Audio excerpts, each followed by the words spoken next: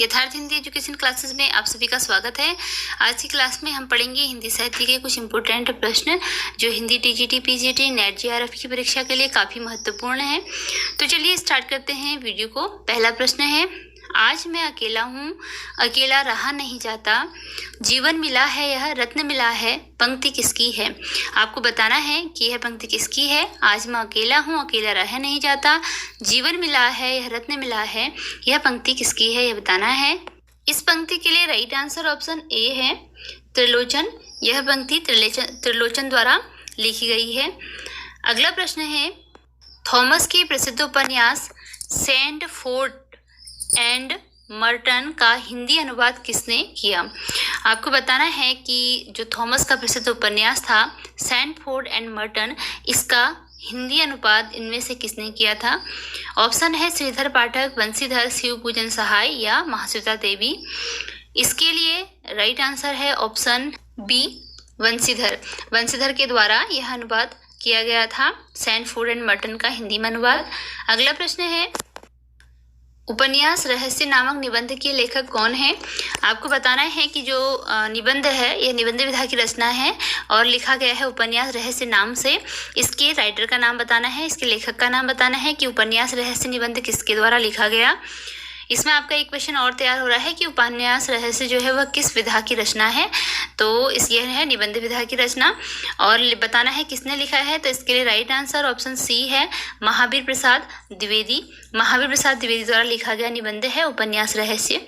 इसी क्रम में अगला प्रश्न है, हम लोग जैसा और बातों में अंग्रेजों की नकल करते जाते हैं, उपन्यास का लिखना भी उन्हीं दृष्टांतों पर सीख रहे हैं।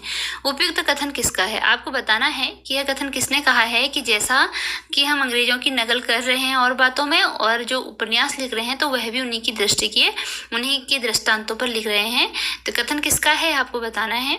इसके लिए ऑप्शन है भारतेंदु हरिश्चंद्र, प्रताप नारायण मिश्र, बालमुकुंद गुप्त या बालकृष्ण भट्ट। इसका राइट आंसर ऑप्शन डी है, बालकृष्ण भट्ट। बालकृष्ण भट्ट का यह कथन है। अगला प्रश्न है, हिंदी साहित्य का काल विभाजन करते हुए ब्रज का कृष्ण संप्रदाय, इस नाम से काल विभाजन किसके द्वारा किया गया है? आपको बताना है कि कौन से ये लेखक जो दिए गए हैं इनमें से कौन ऐसा है जिसने कि हिंदी साहित्य का जब काल विभाजन किया था तो अपने काल विभाजन में एक काल का नाम ब्रज का कृष्ण संप्रदाय ऐसे भी रखा था। तो ऑप्शन दिए गए हैं आपको। इसके लिए राइट आंसर ऑप्शन ए है, जॉर्ज ग्रियर्सन। जॉर्ज ग्रियर्सन के द्वारा यह काल विभाजन किया गया था। अगला प्रश्न है, जैसी पहले कवि हैं सूफी बाद में, यह कथन किसका है? किसके द्वारा यह कहा गया है कि जैसी पहले कवि हैं सूफी बाद में हैं? इसके लिए ऑप्शन दिए गए हैं, श्याम नारायण पांडे, विजय देव नारायण शाही, नामवर सिंह या श्याम सुंदर दास। इस क्वेश्चन का राइट आंसर ऑप्शन बी है, विजय देव नारायण शाही। विजय देव नारायण शाही के द्वारा कहा गया है जैसी पहले कवि हैं सूफी बाद में। अगला प्रश्न देखते हैं। अगला प्रश्न है, निम्नलिखित में कौन सा कहानी संग्रह फणीश्वर नाथ रेणु का नहीं है? जो कहानी संग्रह फणीश्वर नाथ रेणु का नहीं है वह बताना है। आदिम रात्रि की महक, अग्निखोर, अच्छे आदमी या गरीबी हटाओ। तो इसके लिए राइट आंसर ऑप्शन डी है, गरीबी हटाओ। यह फणीश्वर नाथ रेणु का कहानी संग्रह नहीं है। बाकी आदिम रात्रि की महक, अग्निखोर और अच्छे आदमी ये फणीश्वर नाथ रेणु की कहानी संग्रह हैं। अगला प्रश्न है, डॉक्टर नगेंद्र के अनुसार रसवाद का प्रथम प्रतिपादक ग्रंथ कौन सा है? आपको यह बताना है कि इसमें डॉक्टर नगेंद्र ने रसवाद का प्रथम प्रतिपादक ग्रंथ किसे माना है? अग्नि पुराण, नाट्यशास्त्र, महापुराण या रस विवेचन। इसके लिए राइट आंसर ऑप्शन ए है, अग्नि पुराण। डॉक्टर नगेंद्र के अनुसार रसवाद का प्रथम प्रतिपादक ग्रंथ अग्नि पुराण है। अगला प्रश्न है, नारी सम्मान की भावनाओं को केंद्र में रखकर इनमें से किस उपन्यास की रचना की गई है? ऐसा कौन सा उपन्यास है जिसमें नारी सम्मान की भावना को केंद्र में रखा गया है, यह बताना है। ऑप्शन है आपका बंटी, शेखर एक जीवनी, जिंदगी नामा या बाण भट्टे की आत्मकथा। इसके लिए राइट आंसर ऑप्शन सी है, जिंदगी नामा। जिंदगी नामा उपन्यास में नारी सम्मान की भावना को केंद्र में रखकर उपन्यास की रचना की गई है। अगला प्रश्न है, जादुई यथार्थवाद का प्रतिपादक किसको माना जाता है? आपको बताना है कि जादुई यथार्थवाद का प्रतिपादक कौन है इनमें से। लोंजाइनस है, नीत्शे है, बुआलो है या वुड्सवर्थ है। इसके लिए राइट आंसर ऑप्शन सी है बुआलो। जादुई यथार्थवाद का प्रतिपादक बुआलो को माना जाता है। आगे प्रश्न देखते हैं। अगला प्रश्न है, मिलन यामिनी किसकी प्रसिद्ध रचना है?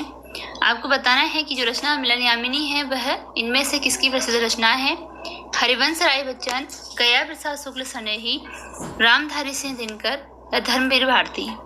राइट आंसर है ऑप्शन ए हरिवंश राय बच्चन। मिलन यामिनी हरिवंश राय बच्चन की प्रसिद्ध रचना है। इसी क्रम में अगला प्रश्न है, धरती धन न अपना उपन्यास में किस गांव की कथा का वर्णन है? आपको बताना है कि जो उपन्यास है धरती धन न अपना, इसमें किस गांव की कथा का वर्णन है? ऑप्शन है मेरीगंज, घोड़ेवाहा, भदौरिया, श्यामलखेत। तो इसके लिए राइट आंसर ऑप्शन बी है घोड़ेवाहा। धरती धन न अपना उपन्यास में घोड़ेवाहा गांव की कथा का वर्णन हमें मिलता है। इसी सीरीज में अगला प्रश्न है, विश्वमय हे परिवर्तन, तुम्हारी ही विधि पर विश्वास हमारा चिराश्वास। उपयुक्त पंक्तियों की रचनाकार कौन है? पंक्ति है, विश्वमय हे परिवर्तन, तुम्हारी ही विधि पर विश्वास हमारा चिराविश्वास। उपयुक्त पंक्तियों की रचनाकार बताने हैं कौन है? दिनकर है, निराला है, अज्ञेय या Muktibodh. Right answer option C है अज्ञेय। इन पंक्तियों की रचना अज्ञेय ने की है। अगला प्रश्न है, हिंदी साहित्य का आलोचनात्मक इतिहास नामक ग्रंथ में निम्न में से किस कालखंड का वर्णन निहित है? आपको बताना है कि जो ग्रंथ है हिंदी साहित्य का आलोचनात्मक इतिहास, इसमें जो कालखंड दिए हैं किस कालखंड का इसमें हमें वर्णन मिलता है, किस समय का वर्णन मिलता है, बताना है।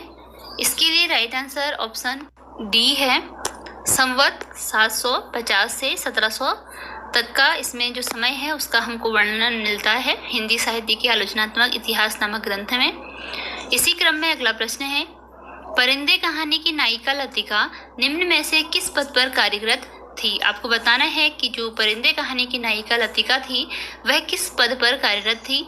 वह छात्रावास की वार्डन थी, स्कूल की शिक्षिका, अंग्रेजी की शिक्षिका, स्कूल की व्यवस्थापिका।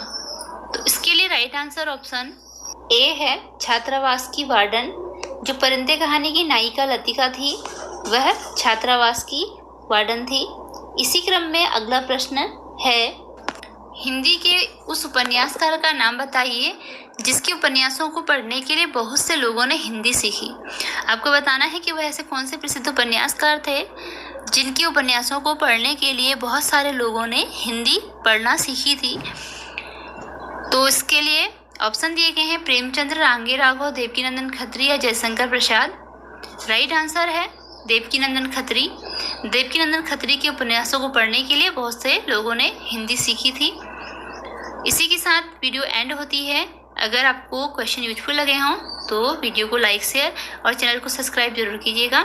मिलते हैं अगली वीडियो में कुछ नए प्रश्नों के साथ। तब तक के लिए धन्यवाद।